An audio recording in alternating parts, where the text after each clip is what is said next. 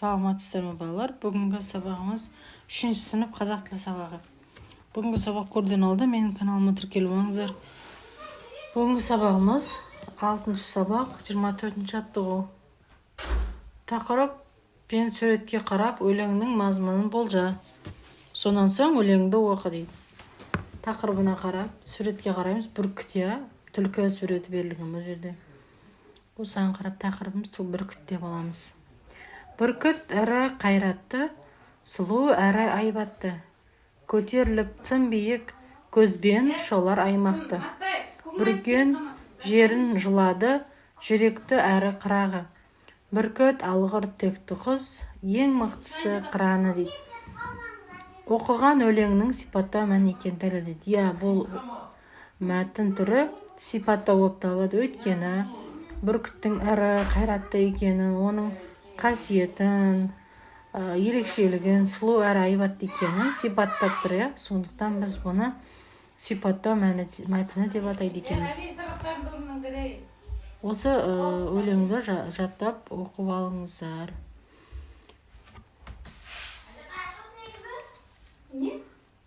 Келесі жаттығуымыз 25-ші жаттығу.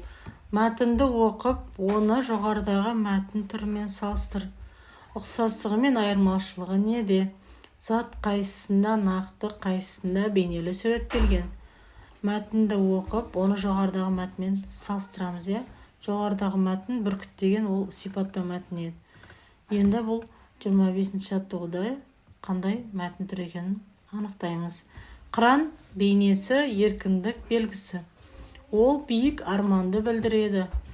Оның мәні әлемдік өркениетке ұмтылу, жету ниеті деген сөз. Аяқтан шалғысы келетіндерді топшысымен қағып, ерен қайрат көрсету бейнесі. Мәтіннің соңғы сөйлемін жазамыз. Соңғы сөйлем: аяқтан шалғысы келетіндерді топшысымен қағып, ерен қайрат көрсету бейнесі. Осыны көшіріп аламыз. Соңғы сөйлемді. Енді бізге бұл жерде біздің туымыз берілген. Туымыздағы бүркіт қыран құсты, қыран бейнесінің мағынасын түсіндірген. Мәтінді оқып, жоғарыдағыны салыстырамыз. Жаңа бүркіт еді, бүркіт туралы мәтін бірінші алғаш жаттығуда. Енді бұл да сипаттап бейнелеп тұр ғой. Сондықтан бұл мәтінді бейнелі суреттелген сипаттау мәтіні болып табылады екен.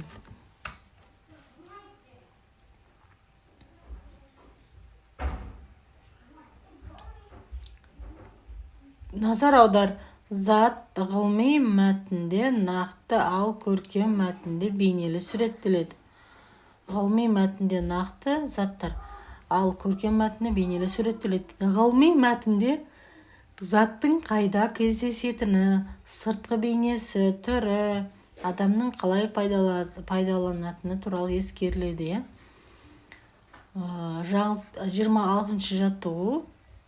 Жаңылтпашты жатқа жаз. Атам томағаламаған бүркітті, мен томағаламағанда кім томағалайды? Ақсандық көксандық кітабынан жазылған жаңылтпаш. Осыны жаттап дәптерлеріңізге жазасыздар. Томағала сөзінің мағынасын дерек көздерден біліп ал. Томағала сөзінің мағынасын жазамыз. Томағала қыран құстардың екі көзін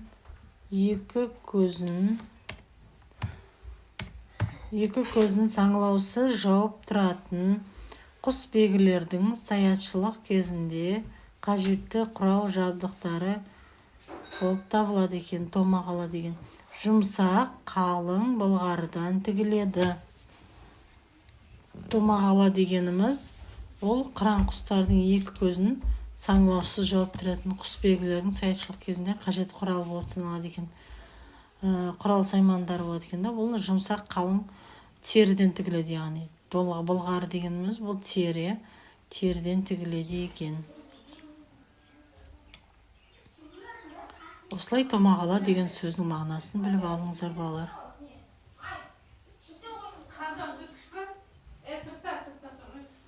Осымен бүгінгі сабағымыз аяқталды балалар. Менің каналыма тіркеліп алыңыздар, қоңырау шетемесін басып қойыңыздар. келесі сабақтарда кездескенше сау сәлеметте болыңыздар.